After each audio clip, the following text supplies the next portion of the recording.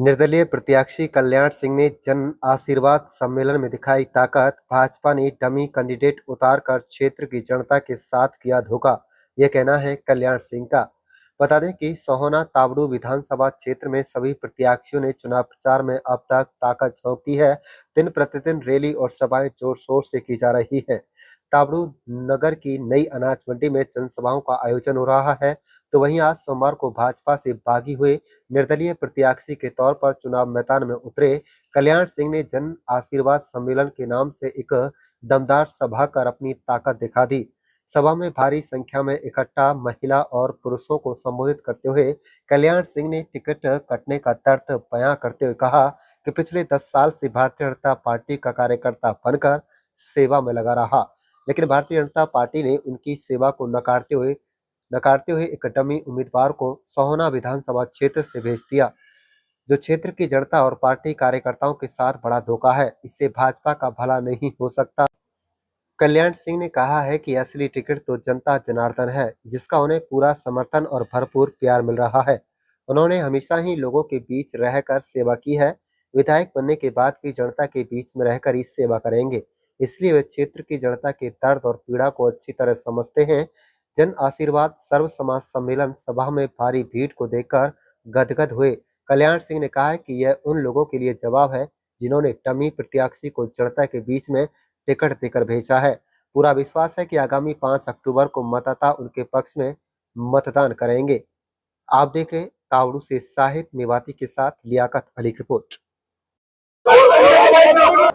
आज एक जनसलाब जन आशीर्वाद बनकर सोना के तावड़ू के इस बच्चे को आशीर्वाद देने आया और मुझे लगता है ये एक जवाब भी है उन लोगों के लिए जिन लोगों ने डमी कैंडिडेट्स को उतारकर सोना तावड़ू को जनता को छलने का काम किया और जनता ने जब अपना कैंडिडेट को आशीर्वाद दिया तो मुझे लगता है जब 8 तारीख को परिणाम आएगा तो सोना तावड़ू एक नई तकदीर लिखने, नया इतिहास लिखने का काम करेगा। कुछ टिकट को लेकर नाराजगी रही तो क्या कहेंगे उसको लेकर? देखिए, जब जनता के बीच में हमने रह के काम किया, हमने जाति पाति धर्म बिना भेदभाव किए जनता के बीच में रह के काम किया और उसके बाद भी कुछ लोगों को लगता है कि ये काम करना, और मैं तो ये कहूँगा उन्होंने एक तरह से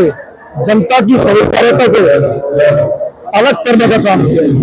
और मैं बड़े विश्वास से आप लोगों को कहता हूँ कि 8 तारीख को जब रिजल्ट आएगा तो उन लोगों को इसका जवाब भी मिल जाएगा। सर, दूसरे अलग हटके मुद्दे क्या होंगे आपके? गुड़गांव मिलेनियम सिटी के अंदर सोहना गुड़गांव जिले का हिस्सा है और उसके बाद भी जब गुड़गांव से चलकर आप सोहना आते हैं तो ऐसा लगता है 1947 के किसी एक हिस्से में आए हैं और लगता ही नहीं है कि हम 2024 में जी रहे हैं।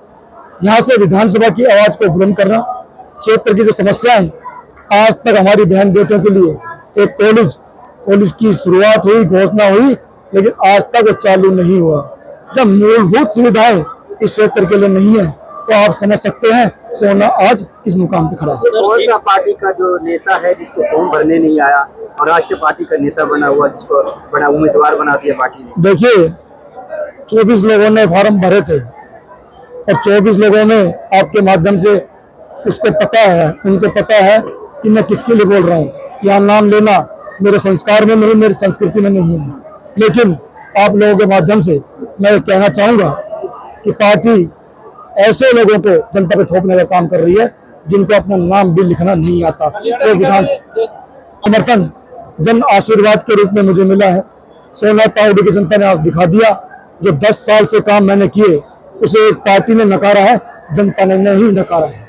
तो जीत के बाद किस पार्टी पर वोट करेंगे? कोई भी सरकार? जनता जनार्दन जब चुनती है तो कोई भी फैसला जनता जनार्दन से पूछ के ही होता है।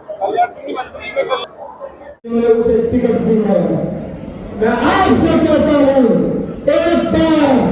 एक बार उस बच्चे को, अपने बेटे को आशीर्वाद दे जिसका रिमोट कंट्रोल आपके हाथ में हो, जिसका रिमोट आप हाथ में हो। ऐसे बच्चे का आशीर्वाद दे। हम आपके बीच में होने वाले हैं। आप के बीच में रहने का काम करते हैं। मेरी माता कहने देती है, हमने बच्चों के बस चलाया, उसकी भी एक कहानी चंद्रशेखर का दौरा कर रहा था, तो सर्दियों के मौसम में कुछ बहनें पैदल जा रही थी और इतनी सर्दी के मौसम में भी उन बच्चों के चेहरे पे पसीना माथे पे पसीना। मैंने उनसे पूछा, उन्होंने बताया भैया हम 5 किलोमीटर सुबह बड़े बड़े नुमाइंदों से मैंने कहा आपको प्रदेश के राजा हूँ, मेरी बहन को क्या पैदल करती है, तुमको मैं कुछ व्यवस्था कर दो। तो हमें लगे हरियाणा रोडवेज बहुत घाटे में चल रही है, इतनी घाटे में चल रही है। मैंने आपके विश्वास को बड़ी जिम्मेवारी से हाथ जोड़ के उनसे कहा, अब ये घाटा कल्याण सिंह उठाने के लिए तैयार है। उस दिन से 17 बसे हमारी बहनों को घर से सकून और सकून बहनों तक सुरक्षित लेके जाती है।